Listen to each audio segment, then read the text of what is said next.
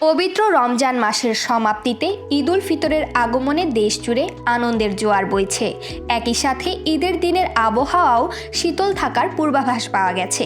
30 March রোববার সকালে আবহাওয়া অধিদপ্তরের উপপরিচালকের পক্ষে আবহাওয়াবিদ শাহনাজ সুলতানা স্বাক্ষরিত এক বিজ্ঞপ্তিতে আগামী 72 ঘন্টার সম্ভাব্য আবহাওয়ার পূর্বাভাস প্রকাশ করা হয়েছে।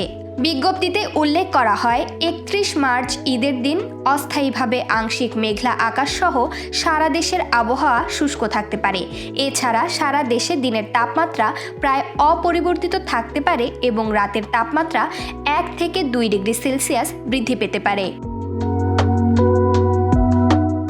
31 মার্চ সোমবার ভোর 5:52 সূর্যোদয় হবে।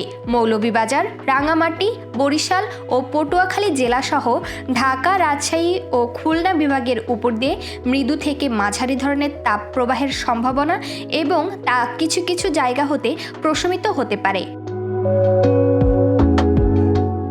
বর্তমানে লঘুচাপের বর্ধিতাংশ পশ্চিমবঙ্গ ও তৎসংলগ্ন এলাকা পর্যন্ত বিস্তৃত রয়েছে।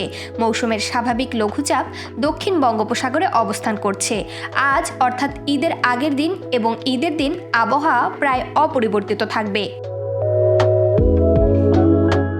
তবে ঈদের পরের দিন 1 এপ্রিল মঙ্গলবার সিলেট বিভাগের 2-1 জায়গায় অস্থায়ীভাবে দমকা হাওয়াসহ বিদ্যুৎ চমকানো বা বৃষ্টি বা বজ্রসহ বৃষ্টি হতে পারে।